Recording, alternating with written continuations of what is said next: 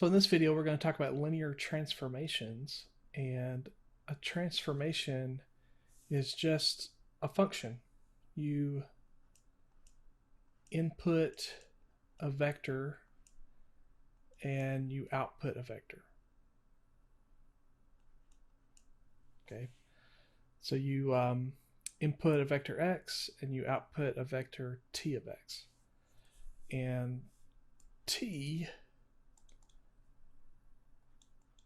will be some transformation, or you can think of it as like a function. It's going to go from one set of vectors to another. So you could plug in, say, a R3 vector, and you could output a R7 vector. Okay, so, and all different combinations. The vectors that you plug into the function are going to be called your domain. That should be familiar. And the type of functions that come out is called the codomain. So you may be wondering, what about the range? Why aren't we talking about domain and range? We're just saying that the codomain is just the type of vectors, the space that the vectors are going to be outputted to. So you could think of domain being this set of vectors. And then here's the codomain. So this is, say, Rn. This is Rm. You pick a x in the domain, and t maps that vector x to t of x, and this would be inside the range, but the range is some part of the codomain, so this would be the range. So what is the range? It's just the actual vectors that get outputted, right? So you may not, if you output vectors to, say, R3, you may not output every vector in R3. Your vectors will be inside R3, but not necessarily doesn't necessarily cover the entire R3 space. We call this output t of x the image of x under the transformation t. Okay, so just a quick example, you could say t of vector x1, x2 would be negative x1, 2x2, right? So this transformation goes from R2 to R2. You plug in a vector and you plug in an R2 vector, you output an R2 vector. So we could say, what is t of 1, 3? According to the definition, that would be negative 1 and then 6, right? Negative of x1 and 2 times x2. Now, to be linear, the transformation has to have two properties. So for a transformation to be linear, if you have a scalar constant multiplied times the vector that you're inputting, then you can factor that constant out and actually do the transformation on just x and then multiply the constant times the image. Again, this is image is the output, and some people would even call the input the pre-image, which is kind of, I don't know, might be a little silly terminology there, but we will use the term image. Okay, you'll see that in your homework. And then second property for a transformation to be linear is that if you do the transformation of a sum,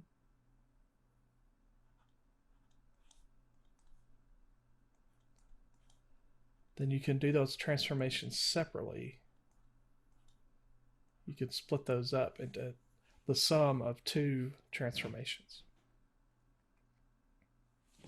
So let's just check this transformation that I defined here. Let's see if that's linear. So if I say take t of a constant times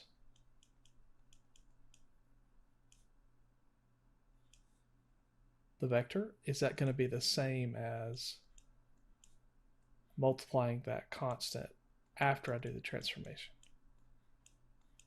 So we'll just see if these two things are the same. So this would be t of cx1 cx2, and according to the transformation that would be negative cx1 and 2cx1, right? And if I do this, this would be c times negative x1, 2x1, which of course is the same thing that we got on the other one. Just multiply the c inside. So these two are the same, so that means it satisfies the first property. So let's check the second one. So if I take the transformation of x plus v and do the transformation of x plus the transformation of v, am I going to get the same thing? So this would be the transformation of x1 plus v1. I'm just adding these two vectors together. And then x2 plus v2. So that would be 2 times x1 plus v1. Oh, sorry, I did the wrong one. The negative of x1 plus v1, and then the second one is 2 times x2 plus v2. Now let's try this one.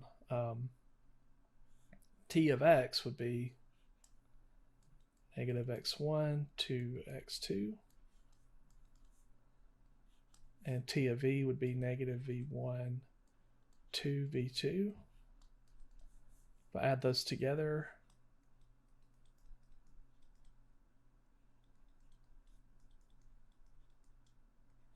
you can see these two are the same. Right? So yeah, that transformation that I gave as an example that I just made up, it turned out to be linear. It's a linear transformation. So let's look at another way to write a transformation. We've got transformation t, and we're plugging in these three components. So this is a R3 vector that we're plugging in. It's just written horizontally instead of vertically. And we're outputting two components. x1 minus x2 is the first component. 5x3 is the second component. So that means the domain is R3. So we're plugging in an R3 vector, has three components. And the codomain is R2 because the output only has two components to the vector. So the domain is R3, the codomain is R2, and the range will be some subset of R2. It'll be some set of vectors inside of R2. So 2 says compute the image of 3, 1, negative 1. So t of 3, 1, negative 1. So the first component is 3 minus 1, so that'll be 2. The second component will be 5 times x3, so that'll be negative 5. You know, if you wanted to write it vertically, I think that makes complete sense, and it's totally fine. But you'll see it written horizontally too. Now, is the transformation linear? So again, we're going to just check those two things.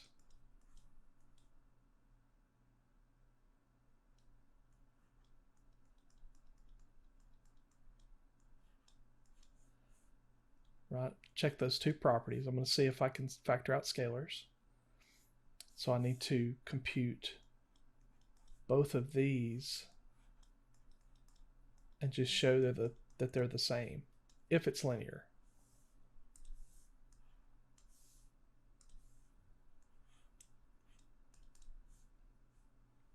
So this is going to be t of cx1, cx2, cx3.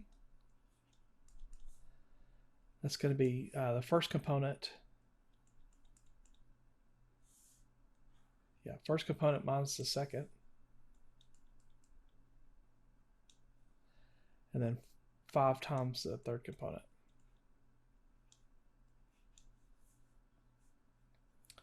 And then for this guy, this will be c times x1 minus x2, 5x3.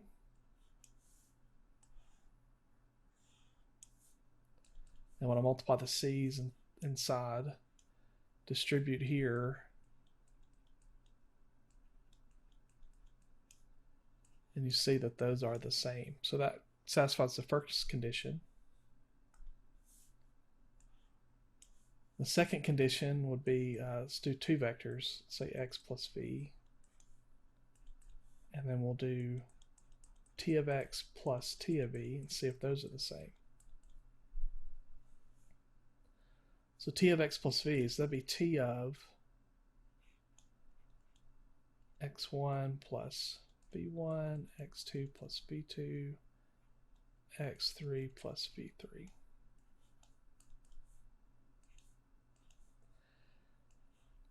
So the definition says, the first component is this first component minus the second. So it'd be x1 plus v1 minus x2 minus v2. Second component is 5 times the third. So we get that. So we want to see if this is the same thing. So t of x would be x1 minus x2, 5x3, plus t of v be v1 minus v2 and 5v3. Now add these together.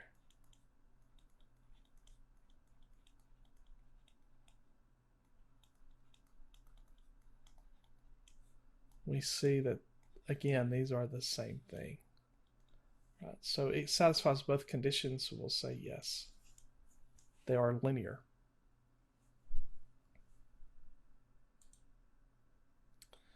Right, so we have another example. What are the domain and codomain of t? We're plugging in two components, so the domain is R2. We're outputting two components, so not the range, sorry, the codomain.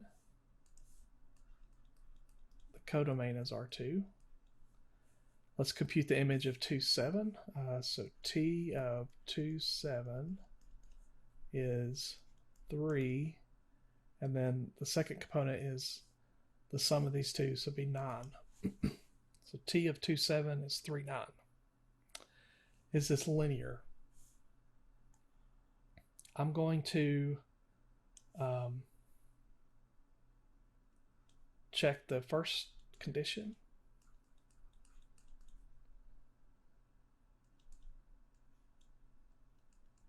This is at R2, right? So I just have two components. And the output is going to be 3, right? The definition says the first component is always 3. So we just have to split 3. And then the second component is these two added together. And then c times t of x. So t of x would be 3, and then x1 plus x2. And we're multiplying by c. So here we get 3c, cx1 plus cx2. These two are not equal, right, because of these first components. So this is a no. It's still a transformation. It's just not a linear transformation. It doesn't have both those properties. And if you looked at the other property, it would fail that one too. But you just need it to fail one of those, and you're okay. So a matrix transformation is a transformation that you can define by multiplying that vector times a matrix. So you plug in x and you output a different vector, but that different vector you get by multiplying by a matrix. So you can think of, instead of multiplying a times x, instead of thinking about it as a product, you can think of it as a is transforming x. The matrix A is doing something to x and changing it. So it turns out that every linear transformation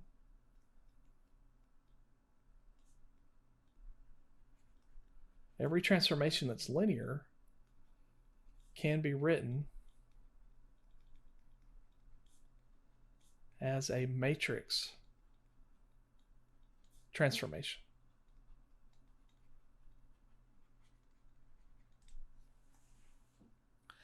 And this A is called the standard matrix for the transformation.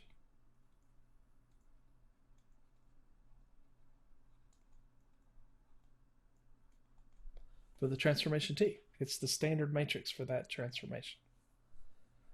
So it's common to, for people to try to find matrices that will do certain things that you want to do. If you want to change a vector, you want to try to find a matrix that will do what you want it to do.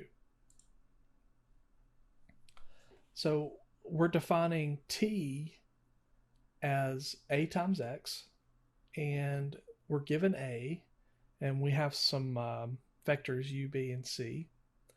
And one says, what are the domain and codomain of T?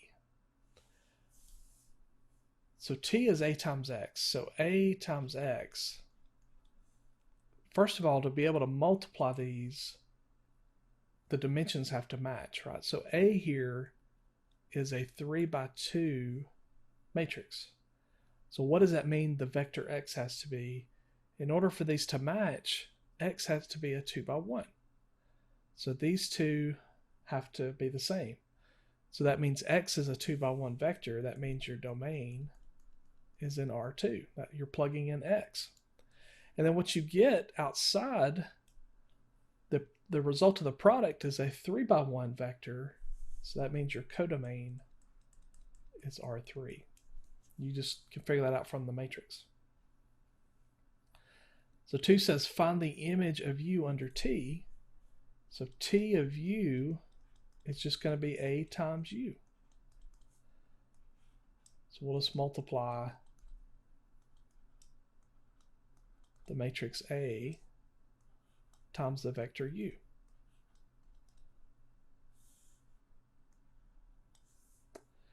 And I'm just going to use dot product method, but we're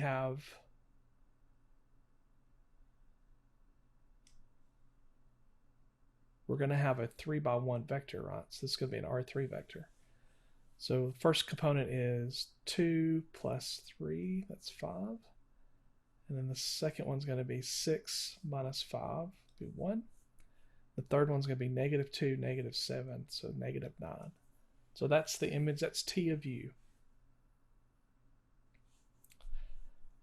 3 says find a vector V such that T of V equals B. So T of V is A times V. So we're wanting to find V such that A times V equals B. And we know that this is just the same old matrix equation that we've used in the past. So we need to solve the system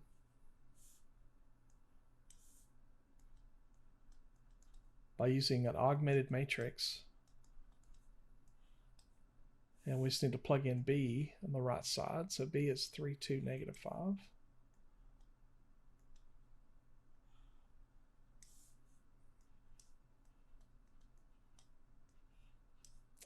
And we're going to row reduce. So using a calculator, this reduces to this matrix.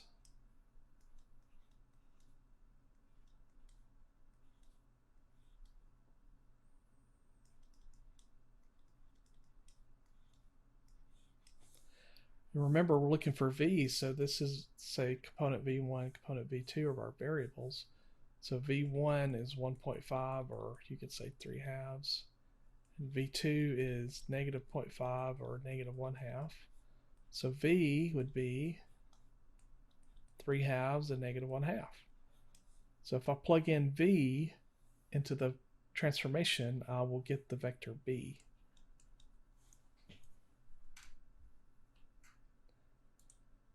The second one says, is c in the range of t? So again, we're going to say, does this equation have a solution for x? If it does, then we have a vector that's in the range. So I'm going to augment with c. It's 3, 2, positive 5.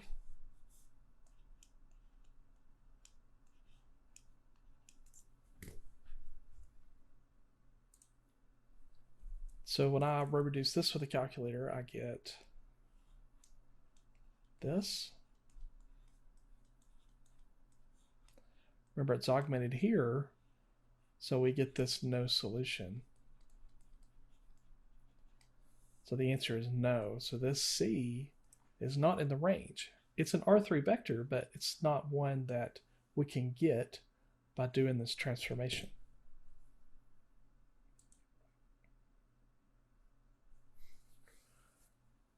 So just for a little bit of fun here, we're going to look at this matrix A, and we're going to define a third degree polynomial as a vector. We're just going to say this third degree polynomial is the vector where we just put the coefficients into a matrix. So A0 is the constant, it goes in the first component. A1 is the coefficient of x, A2 is the coefficient of x squared, A3 is the coefficient of x cubed. I'm just going to pick a function, a polynomial here. Let's say 5x cubed minus 3x squared plus 2x minus 1. So our vector, we'll call it vector f.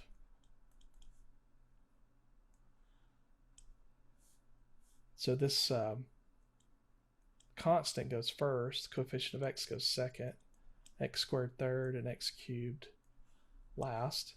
And we're going to multiply a times f. See what happens.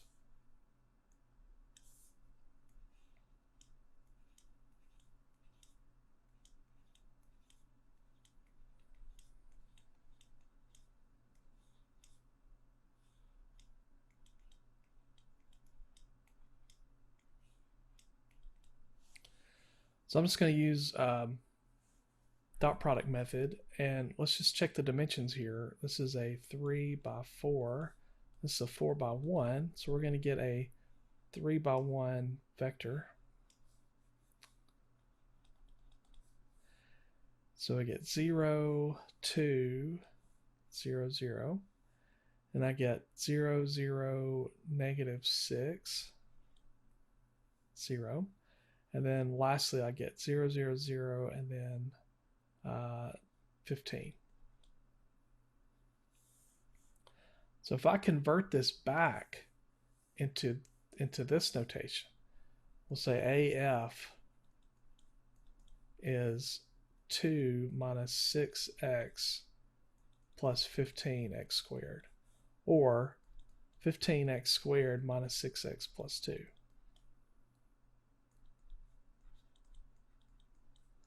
So what is this in relation to this?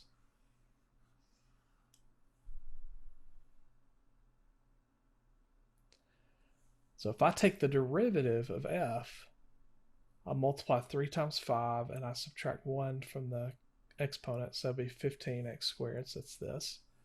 And then here I multiply negative 3 by 2 and subtract 1 from the exponent, so I get negative 6x. And then this is just 2, and then derivative of a constant is 0. So this turns out to be the derivative, which is kind of neat. So you can use matrices and use matrix multiplication to do all kinds of things. And this is just kind of a neat example.